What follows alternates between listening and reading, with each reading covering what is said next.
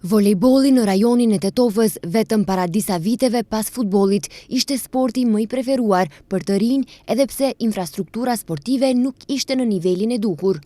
Tani kur sadopak ka infrastrukturë sportive, sidomos në të gjitha shkollat fillore dhe ato të mesme. Megjithatë, sporti i volejbollit sikur është lënë pas dore, sidomos në kategorinë e vajzave. Megjithatë, shpresa e vetme ka mbetur tek shkollat e volejbollit, siç janë ato që drejtohen nga ish volejbollistët Laureta Abazi me Tetova Volej dhe shkolla e volejbollit Shkëndia që drejtohet nga ish yjet e volejbollit Semra dhe Habil Ajeti. Ekipi televizionit Koha ishte i pranishëm në seancën e parë stërvitore pas festave të marsit të shkolla e volejbollit Shkëndia në sallën e sportit të gjimnazit të Tetovës. Kemi filluar me stërvitjet e grup moshave të reja, me thënë kemi pas një muaj pauzë gjatë muajit të Ramazanit dhe punojmë me 5 grup mosha. Janë përgjithësi, punojmë edhe gjatë javës edhe në vikend. Interesimi është i madh. Shkolla e volejbollit Shkëndia me 2 ekipe të kategorive të kadeteve dhe pionerve është pjesëmarrëse edhe në Ligën Republikane të volejbollit që organizon.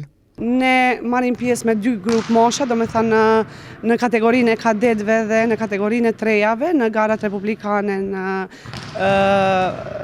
Federatën e volejbollit të Maqedonisë. Shkolla e volejbollit Shkëndia që drejtohet nga ish volejbollistët Habil dhe Semra Ajeti funksionon që nga viti 2016 dhe gjatë kësaj periudhe afro një dekade edhe disa emra të njohur.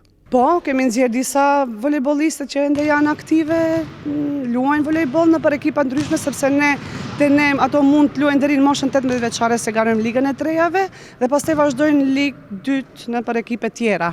Edhe kemi një lojtare që është në Turqi, Adea Vela, gjendet me një ekip në kategorinë e trejave në Turqi, edhe tjerat, 2 janë Shutov, luajnë ligën e parë në fakt ato, Hana Hyseni dhe Revie Idrizi, gjithashtu kanë qenë lojtare tonat. Duke u bazuar në punën e palodhshme të trajnerëve Semra dhe Habil Ajeti dhe me talentet që janë pjesë e shkollës së volejbollit Shkëndia, është shumë e mundshme që në një periudhë të afërm të fillon me gara edhe në kategorinë e seniorëve në kampionatin republikan të volejbollit në kategorinë e vajzave.